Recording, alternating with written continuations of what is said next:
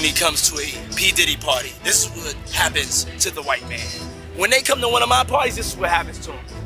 It's official. The Diddy trial has thrown off the polite gloves and is swinging haymakers no one saw coming. What began as Cassie's chilling story has now exploded into something far bigger than any gossip blog ever imagined. The story of Sean Diddy Combs has always been one of triumph, wealth, and unshakable swagger. Yet beneath the surface shimmer lurk allegations so startling they might rewrite the very rules of fame. In this deep dive, we step inside the velvet-draped corners of what insiders called the freak-offs. Exclusive, tightly guarded gatherings fueled by excess, shadowy guest lists, and whispered rules no one dared break. These weren't parties, they were productions, complete with camera crews, high-priced companions, and rituals soaked in decadence. What we're about to explore isn't just celebrity scandal, it's a glimpse into a kingdom built on silence, control, and spectacle. A quiet dread lingers beneath every testimony that's come to light, a pattern of nights that bled into morning, where power warped consent into something chillingly unrecognizable. Survivors describe not parties, but performances, violent outbursts, veiled threats, and orchestrated spectacles that served one man's unchecked desire. One account details desperate cries for help, ignored, silenced, then met with even deeper coercion. The term freak-offs might sound outlandish on the surface, but beneath the absurdity lies a disturbing architecture of control. What emerges is a haunting truth. No level of celebrity, no empire built on platinum records and private jets can bury the rotten core of abuse that allegedly fueled it. Diddy's defenders lean on glossy footage and curated moments, clips of laughter, lighthearted hugs, and what appears to be carefree indulgence, as proof that everything was above board. To them, these are scenes of grown adults simply living lavishly, no harm, no foul. But critics see something more complex. They remind us that cameras lie, that smiles can be survival tactics, and that in rooms where power speaks louder than consent, even joy can wear a mask. A well-lit video doesn't erase a dark reality, especially when that reality is shaped by control, fear, and silence. When a billionaire controls not just the money, but the mood of every room, what looks like joy on camera can often mask fear behind the scenes. The courtroom may entertain both narratives, but only one begins to unravel the glossy facade of an empire built on power, not peace. As we sift through curated clips and chilling testimony, the questions deepen. Was it consent or compliance? Pleasure or pressure? In a world where influence bends truth, accountability becomes the only thing that cuts through the noise. The charges against Combs read like a dark ledger of federal crimes. Racketeering, sex trafficking, and violations of the Mann Act carry decades behind bars if convictions stand. Prosecutors describe a years-long campaign of exploitation, with escorts flown in, scenes recorded, and payments made to keep everything under wraps. Witnesses describe a revolving door of guests, each gathering more chaotic, more charged than the one before. There were whispered rules, blurred lines, and an unspoken code. What happened behind those doors stayed there. Drugs flowed freely, and so did promises of secrecy. The defense fires back, calling it all voluntary, a series of wild nights between grown adults, nothing more. They say the footage clears their client, not condemns him. But even as they roll the tapes, the judge keeps a sharp eye on the room, reminding everyone it's not just the evidence on trial, it's the conduct in court that may tip the scales. As the trial plays out, its impact spreads like wildfire beyond the courtroom walls. Brands that once proudly partnered with Diddy now pull the plug. Collaborations halted, endorsements dropped, legacy awards quietly erased. What was once a gold-plated name now sparks boardroom panic. Online, the divide grows sharper. Some cling to the image of a misunderstood icon. Others demand accountability with every trending hashtag. News anchors, influencers, and talk show hosts turn the case into cultural commentary, each soundbite louder than the last. But behind the headlines and the hype, real lives hang in the balance. Survivors seek truth, an empire teeters, and the industry faces a reckoning. Can greatness excuse darkness? Or is this the moment the pedestal finally cracks? At its core, the story of the so-called freak-offs pulls back the velvet curtain on a deeper contradiction, where the glossy surface of celebrity masks something far more unsettling underneath. On one side stands a mogul hailed for turning grit into gold, a marketing genius who sold dreams to the world. On the other, a trail of shattered lives, each suggesting that the same machinery that built stars may have quietly broken others. It's a paradox that simmers beneath the fame. How can the same spotlight that elevates also entrap? The answer perhaps hides in the shadows of unchecked influence, where money buys silence and power rewrites truth, and as the public watches from afar, we're left to confront a harder question. What happens when success is built not just on talent, but on the backs of those too afraid to speak? In this unraveling, the myth of invincibility begins to falter, not because of one man's downfall, but because the illusion itself is cracking. Courtroom sketch artists etch every furrowed brow and calculated grin in muted strokes, rendering a trial that feels less like a legal proceeding and more like a reckoning. Their drawings, almost ghost-like, recall the somber tone of history's most unsettling testimonies. The prosecution moves with precision, presenting spreadsheets that resemble ledgers from a parallel world where transactions weren't for services, but for silence. Payment logs surface like relics of a twisted economy, each line item whispering a story of control disguised as compensation. Some messages are so blunt they don't require interpretation, just courage to read aloud. And while defense attorneys try to reframe the narrative with courtroom choreography and semantic shields, the underlying message remains. This wasn't just business, it was deeply human and deeply harmful. In that room, the contrast is inescapable, the sterile language of contracts clashing against raw testimony of emotional fallout, and the sketches keep coming, preserving in graphite what some wish would fade. Public reaction shifts like storm-tossed tides, volatile, emotional, and impossible to pin down. Some voices rise in fierce solidarity, applauding the bravery of those stepping into the spotlight not for fame, but for truth. Hashtags like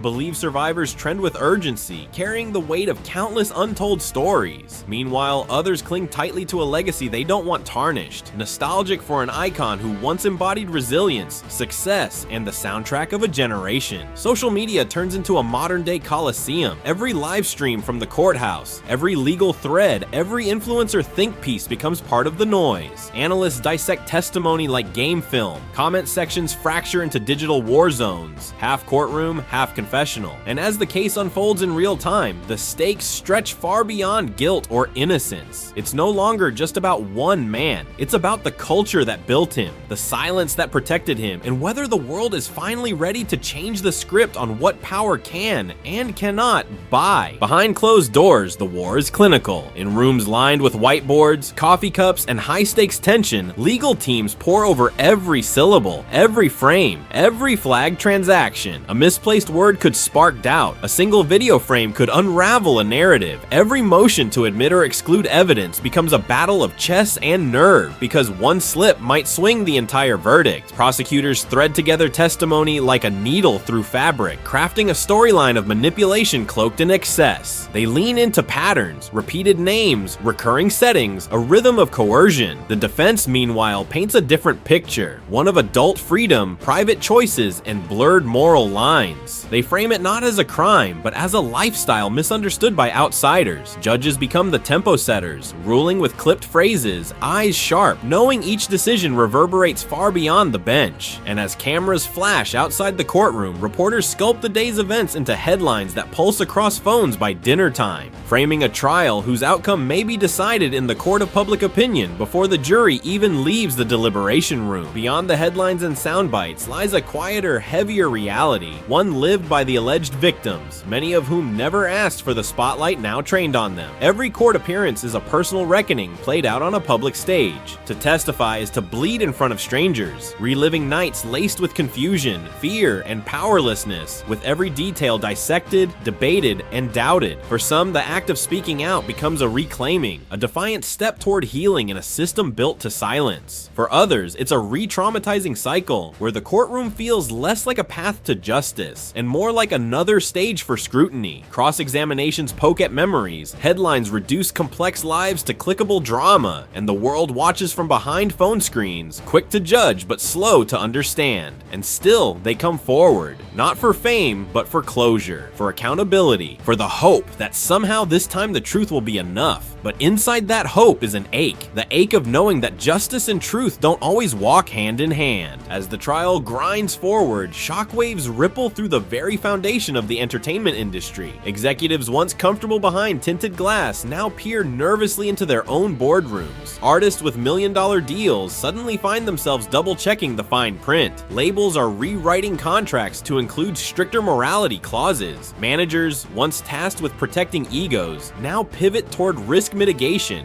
brand safety, and legal exposure. It's no longer just about the music music, it's about what happens off stage. Background checks, NDA audits, internal codes of conduct. What once felt like corporate red tape is now front and center in a business long driven by charisma over character. The playbook is changing, and in this shift, a message becomes clear. The age of invincibility is cracking. Fame alone is no longer a shield. In its place, a new reality is taking shape, one where accountability isn't just a PR strategy, but a cost of doing business. And for the first time, the industry is asking itself, who's next? In the end, the Freakoffs case isn't just a courtroom drama, it's a cultural reckoning, a mirror held up to a society that often confuses charisma for character and power for permission. It forces us to confront the uncomfortable truth that our obsession with fame can blur the lines between adoration and complicity. This trial challenges more than just one man's legacy. It pushes the boundaries of how we define consent in the shadow of influence. It puts our systems of justice to the test, asking whether they can truly hold power accountable or whether they bend beneath its weight. It's a reminder that even the most polished empires can be built on fractures, that the spotlight doesn't always illuminate, it can also obscure. And as the final gavel nears, we're left with one question. When the curtain falls on spectacle, will justice finally take center stage? If this story has pulled you in and left you questioning everything, you're not alone. The verdict might close the case, but the conversation is just getting started. So stay locked in, hit that subscribe button, give this video a like, and drop your thoughts in the comments below. What do you think about the collision of power, fame, and responsibility? Should influence protect or expose? Your voice could be the one that sparks the next big shift. Let's talk about justice, let's talk about truth, and let's keep the spotlight where it belongs.